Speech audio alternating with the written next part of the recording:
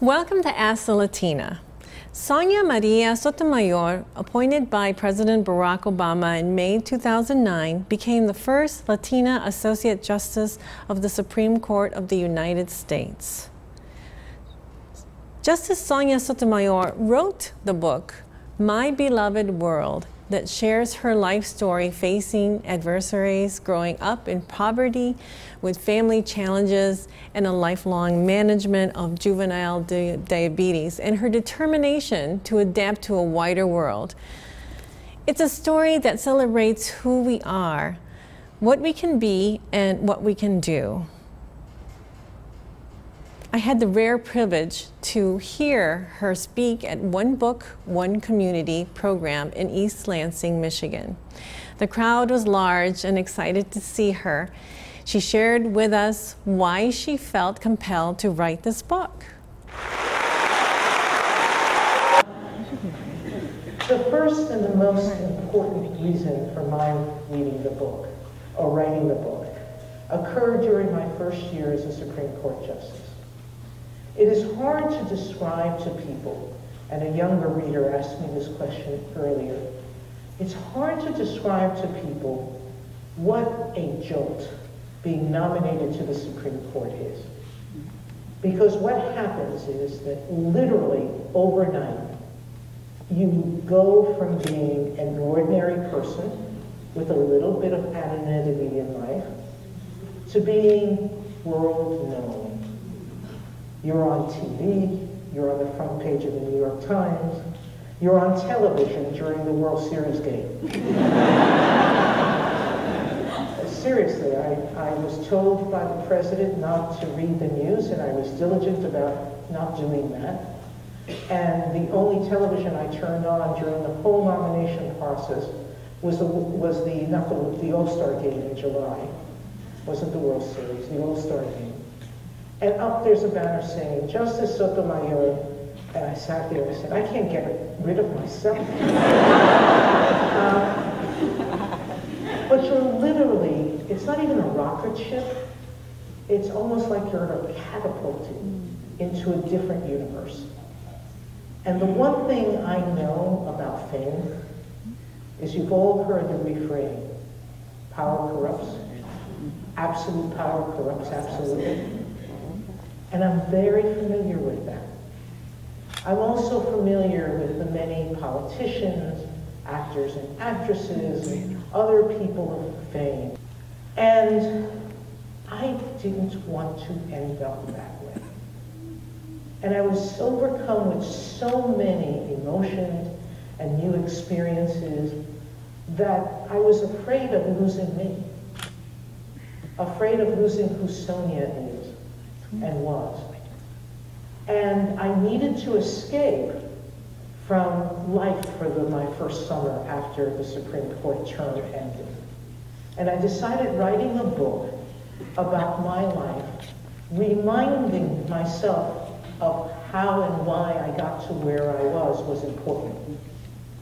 And I had an intuitive sense because I knew that it was not because of me, but because of the people in my life who had brought me to where I was. And I want always to remember that. And so I thought writing the book was a way to remind me of that constantly. And it has been. Now, I told the kids this morning, and it's absolutely true. Once the book was published, I looked at all of my closest friends and said, if I start acting conceited, it's a thick book, hit me over the head. I have figured out that I have to make the effort to bring normalcy to my relationships. I have a lot of friends who were also, is the word too strong, awed by me being on the Supreme Court, especially the lawyer friends I had. One of them, who I love dearly, one day was in front of a judge she didn't like, and she calls me up screaming at me about judges. And how unreasonable they are, and how some of them are horrible. I think she said all of them are horrible. And she's going on and on and on, and I finally stopped, and I let her go on, and she stopped, and I said, "It's me, remember? I don't represent all of them. I'm still Sonia." And she paused, and she said, "Oh, you're right." And that sort of broke that moment. And it took us back to the relationship we had, where we would talk about things and figure things out together. But I understand that my life is very, very public. And there are things that get reported and people see that could be a little bit off-putting, a little scary too. Sometimes I'm scared by it. You know, imagine, I sit at the State of the Union, like a rock, because you can't smile, you can't do anything. But I'm feet away from the President of the United States. And I know how strange that is to me. So imagine family or friends seeing that and remembering that I'm normal. It's hard. And so the outreach has to be mine. Part of my book was a hope that people would look at me as a justice and understand that there's still a Sonia behind that. And especially if you're a judge, I am going to write an opinion you're not going to like. That's the bottom line. Because any judge who doesn't write at least one opinion you don't like is not being fair. And so I don't want to fall into the precipice. I want you to understand that all public figures are human beings first. And so I hope I'm more relatable. I don't know if I always am, but I do hope that people will be more forgiving of us who are trying to serve them. It's always good to know our family history and understand why things happen.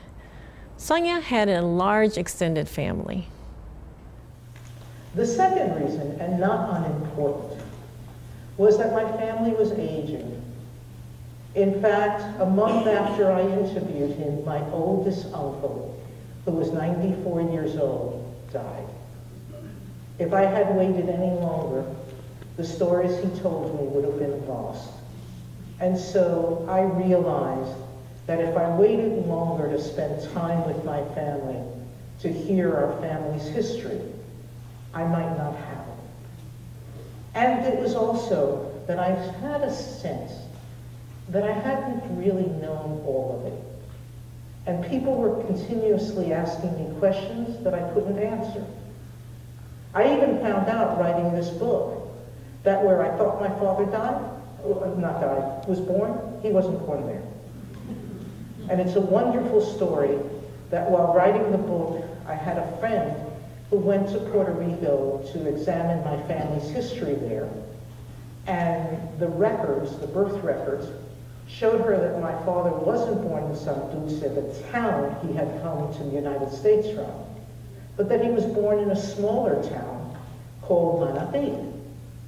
And she went to look at the records in Manatí, arrived at the church, presented my letter of authority to look at our records to the priest, and the priest opened it up, smiled, and looked at her and said, I knew she would find us. And he went into a room and pulled out all of our family records. He was ready for me. But I also learned things that I didn't know, and to this day I'm so grateful. I had never before, in all these years, asked the very intelligent and perceptive woman, my mother, for her own version of events. I would be startled by what I uncovered and grateful even at this remove to meet a happier version of my father and my mother than I had ever known. My parents' relationship was richer and more complex than a child could imagine. And the stories that have come to light are all the more precious to me for having been captured as my mother's memory is fading fast with age. You see, when I was growing up, all I knew was my mother and father's unhappiness. Because my father drank, and there was a lot of fighting in my home. I never imagined that they had a love story. And it has been the greatest gift of writing this book, of learning that story. So it's chapter 7. Have I piqued your interest?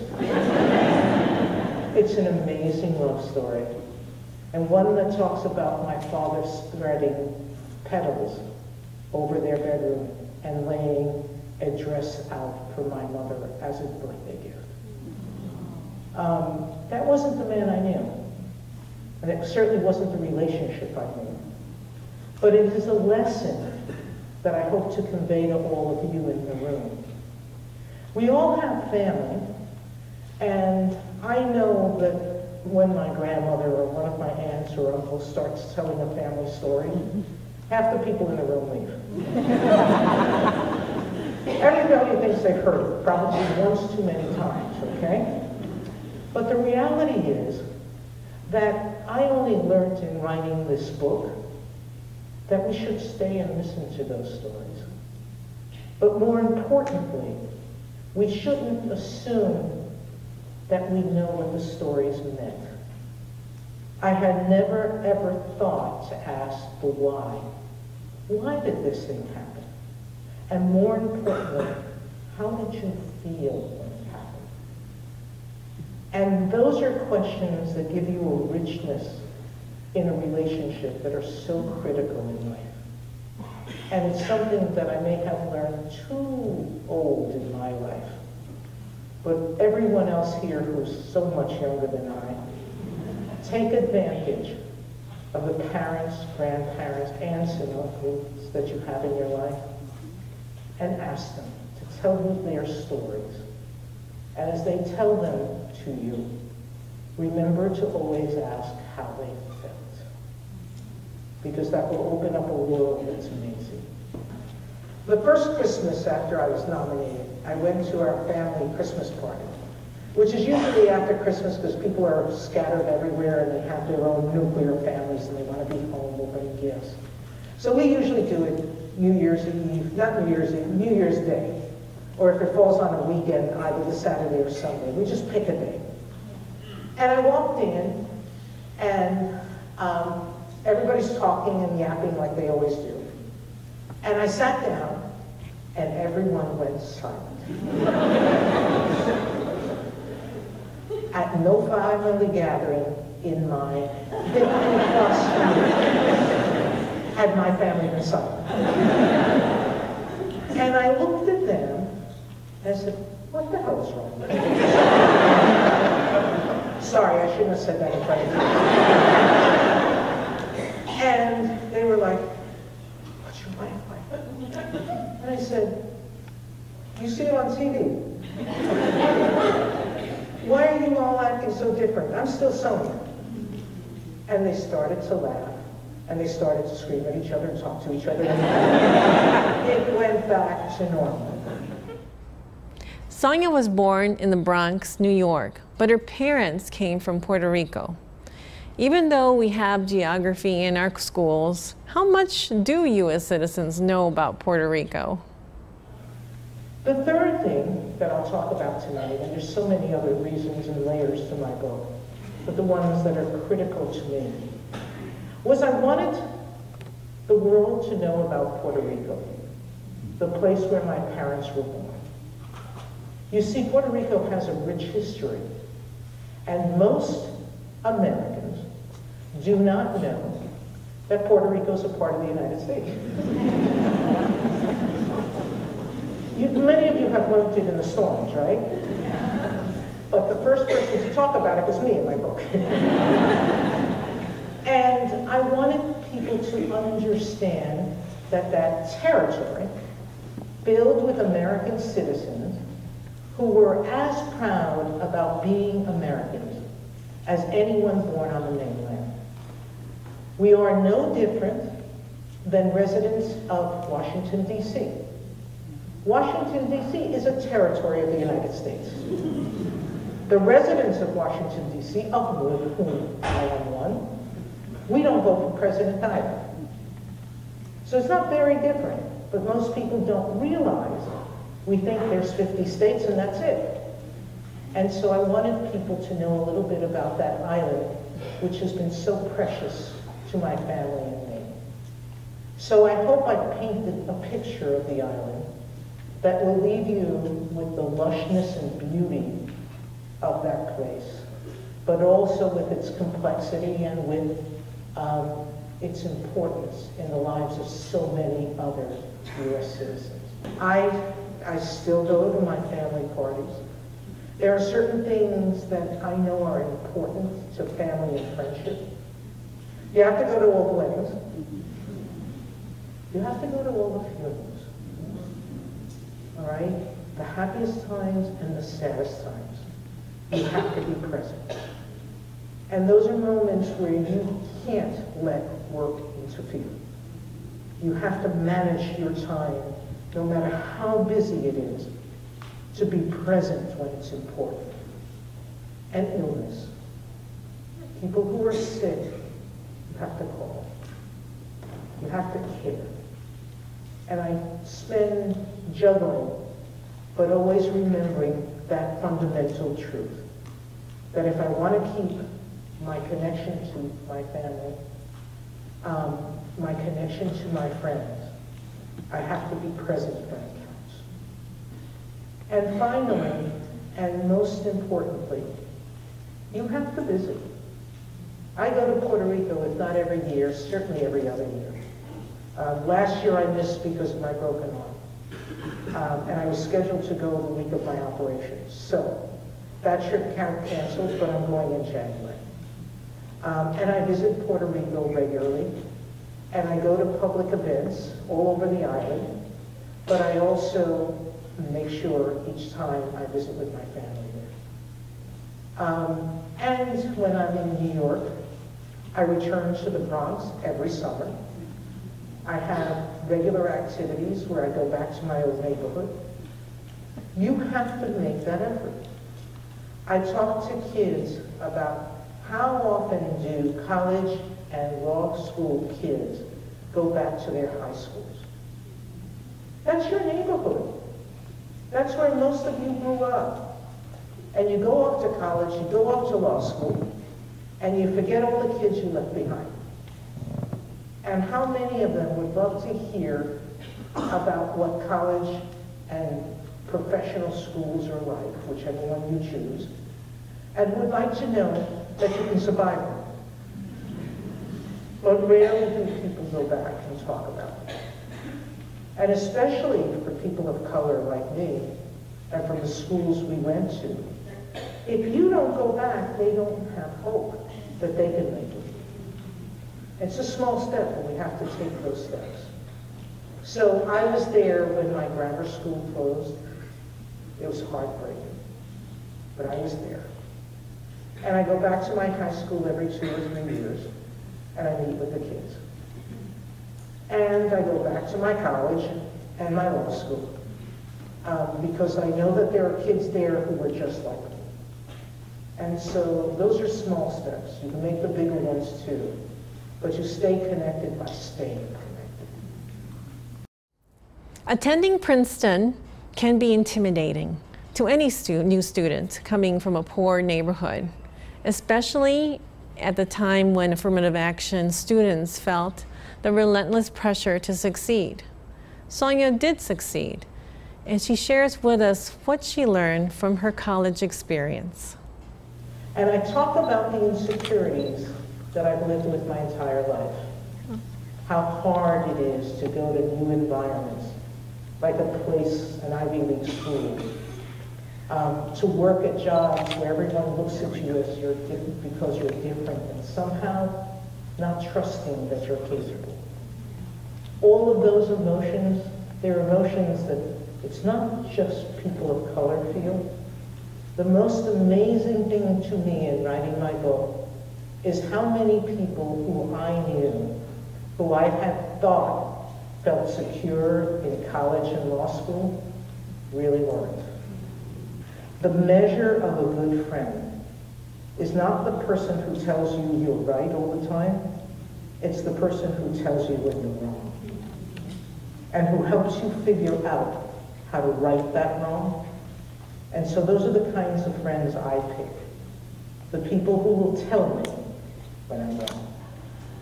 You know, when I was in college, they paired me, I paired myself, my second year, with a woman who's still a friend, Mary, who was what I thought a natural writer. I would have to start writing my college papers about 3 weeks before they were due. And because I had to edit them and work on them. And she would, the night before, sit down at a typewriter and the next morning have a paper done. She got really good grades, so I thought that somehow I was deficient, that I wasn't as smart as her or something was wrong with me. I found out and have found out that English is one of the hardest languages in the world, that expression is not natural, it's something you learn, and that practice makes perfect in life. That you don't write well unless you write a lot. And you don't write well unless you write a lot and edit yourself. And you don't write well and learn to edit yourself unless you let other people help you. That took me my Princeton years to figure that out. And it's what I do now. When my law clerks start with me, and I have law clerks only for a year, one of the first conversations I have with them is, there should be no pride of authorship in this chamber. We produce together. I will edit you harshly, you will edit me harshly. I want to learn from you just as much as I want to teach you. And so it's important to understand, for people who have similar backgrounds like mine, that it doesn't come naturally. We have to work at it. But that's true about anything where you become better at it. You have to work. And working at it, you can make a difference and improve yourself. And we bring something that others don't have. I can read in 2 languages now. And the ability to read and write in 2 languages is so fulfilling and enriching. My mother and I speak Spanish together. And our Spanglish, according to a linguist who is a friend of mine, is quite interesting. Because we don't speak one language in a full sentence. We take the 2 languages and create a new sentence. So the first word will be in English, the second in Spanish, the next one will be in Spanish, the third one in English, the fourth one a mixture. We figure out in each language what is the most descriptive word of the thought we're trying to communicate. Because there are not meanings to words that are the same in each language. There are things you say in English that if you try to explain it to a foreigner, they look at you like you have 2 heads. And vice versa. There are words in Spanish that you try to explain to people, and I sometimes look and say, I don't know how to do that. I don't know how to capture the richness of it. So take the simple word, abuela y abuelita. Abuela is grandmother. Abuelita is little grandmother. But it's not little grandmother in the sense of stature. It's little grandmother as a diminutive way of expressing affection. So when you add the ITA to a Spanish word, you are saying this person is precious and endearing to you. But how do I describe that? Not little grandma. Not even special grandma. It has a word that is meaningful standing alone. And so that's the beauty of 2 languages, of being able to look at the world in a slightly different way than you might with 1 language. And so for me, there is a richness in being multilingual. And it's one that I think we fall behind the rest of the world. You know, Europeans, almost everybody speaks 2, 3, 4 languages. And in America, we just don't value that difference enough. But, having said that, I'm grateful to my parents because they taught me a language that I think is as beautiful, as expressive, and as important as English. 31 years ago, the women of the class of 1971 became the first to graduate from Yale College. Sotomayor graduated summa cum laude, the highest distinctions, from Princeton University in 1976, and received her JD from Yale Law School in 1979. I imagine it was an adjustment for some male professors to have women in their classrooms. Princeton was very small. There were classes in which I was the only woman in the room. And one of them was a professor who had been there a very, very long time. And he had a notebook with his lectures, and I think he gave the same lecture year after year after year.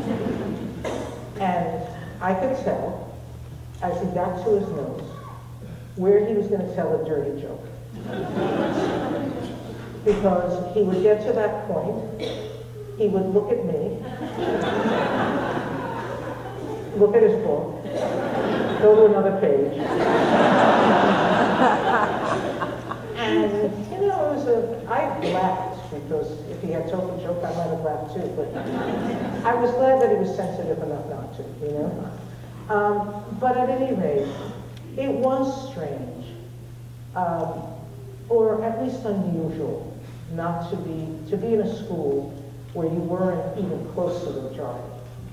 Young women today, you're in a better place. There are more women in college than men. And so do justices in the Supreme Court have a social side?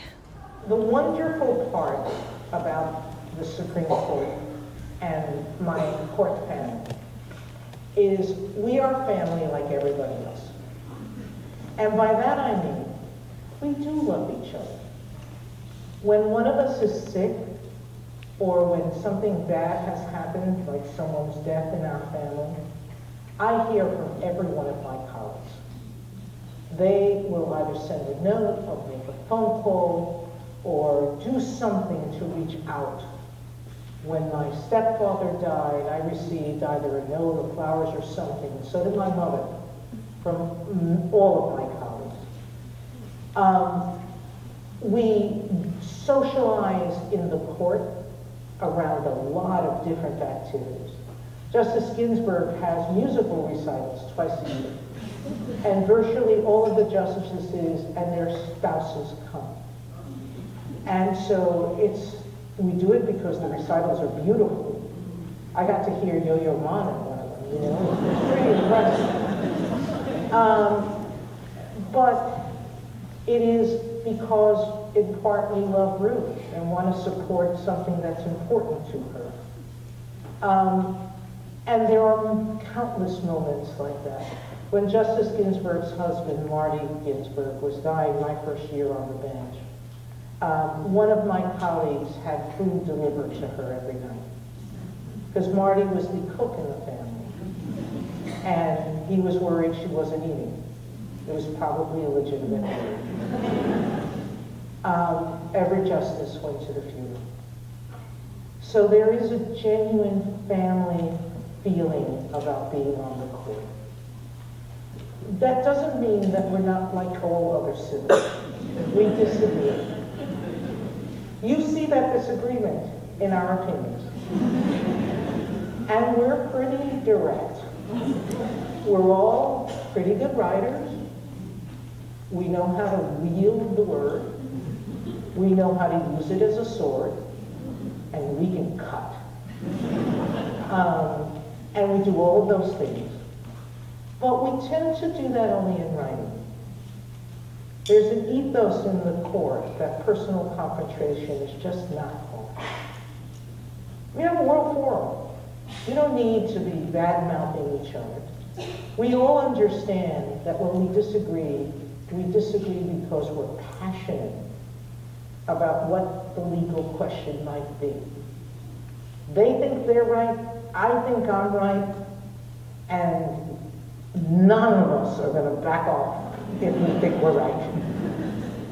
But it's important to know that the motivation is not from bad will. It's from truly loving our country, the Constitution, our system of government, passionately. And when we disagree, it's because it's like, I want to take you and tell you, why can't you see it my way? But it's not because I think you're a bad person. And I think too many people think that the other person is bad merely because they disagree with them. And that really should never be the attitude. It's a difference of philosophy, it's a difference of viewpoint, it's a difference of looking at things and valuing what might be important to that person as opposed to you. It doesn't make them a bad person. It just means you gotta work harder at trying to change their mind. Sonia overcame a lot of challenges as a child and adult. How does Sonia define happiness, and what does it take to get there? Life isn't easy for anybody. The one thing I found writing my book, I can't tell you the number of people who I've known my entire life who have come to tell me about sad things that have happened to them in life that I knew nothing about. I can't tell you how many girlfriends and boyfriends and friends generally who have said to me, I've never talked to you about this, but no one's life is perfect. Everybody has hardship. People suffer. That's the nature of life, the lack of perfection. And so if you think happy ending means that you're going to be happy every day, that's just a wrong perception of life. You think I'm happy when I lose a case? Some of you know that some of my dissents, I'm pretty angry.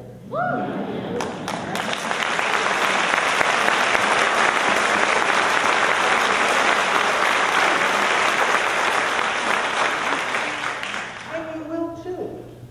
There's just going to be hardship and tragedy and difficulty and challenge, and it's all mixed in with that word of happiness that means, do you like yourself?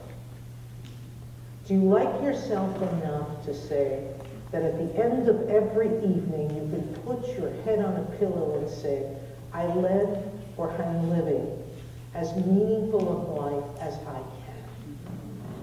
If that's how you define happiness, that's how I define it. I have always said that if comes a day as being a judge that I put my head on a pillow and I regret a decision I've made, then I've made the wrong decision.